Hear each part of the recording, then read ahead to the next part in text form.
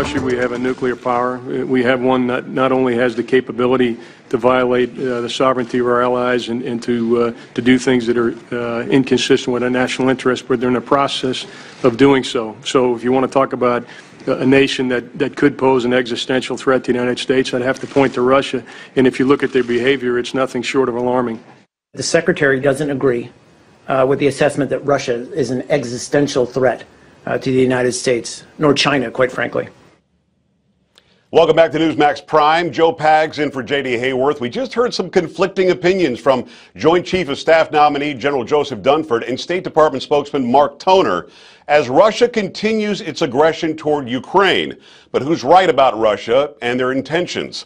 Joining us now for more on this is Andras Simony. He's a former ambassador and managing director of Center for Transatlantic Relations at the School of Advanced International Studies at Johns Hopkins University. Welcome to Newsmax Prime. Really appreciate your time. You know, Ambassador, we saw in the debate in 2012 where Mitt Romney dared say that Russia was still a major threat, the biggest threat to us, and his thoughts were compared to having bayonets on rifles. I mean, he was pretty much called out of touch by everybody. Now we've got a guy who's going to be the Joint Chiefs, and he says Mitt Romney was right. What's the real story? I think Mitt Romney was right. I think his critics were wrong.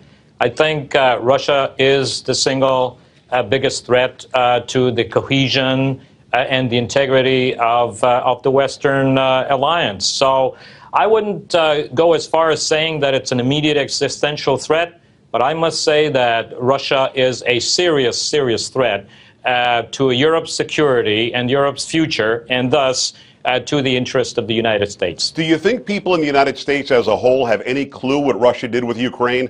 I'm not even that sure, and I've interviewed people from Ukraine about it. How deep is the intervention into Ukraine? How much land did they take? And is Russia trying to just take it back as if it were a Soviet bloc country again? I don't think Americans understood or were really interested. By the way, it's an equally big problem that I don't think Europeans understood or were deeply interested. I think what is happening, look, Ukraine is not about Ukraine. Ukraine is about the West, about our values, about what we stand for. It's the market economy, the liberal way of life, and don't misunderstand me, not the liberal sense that Americans say liberal, but the way, you know, it's the checks and balances, and I could continue. That is what's at stake in Ukraine. And look, it's a sovereign country that was attacked, and a big part of it was occupied. I don't think the depth and the consequences were clearly understood at the outset, and I think there is more to come, unfortunately. Talk to me, Ambassador, about Russia's role in the conversations with Iran. Is Russia on our side? Are they on Iran's side? And the fact that we're even sitting down with Iran, does that mess things up even more, or actually put on the back burner even more what Russia's aggression against Ukraine has done? Look, I have my very strong views on the Iranian thing. I don't want to discuss it now. You know, in this whole Iran thing, Russia is on the side of Russia. Yep. That's as simple as that. But, you know, I just want to say another thing.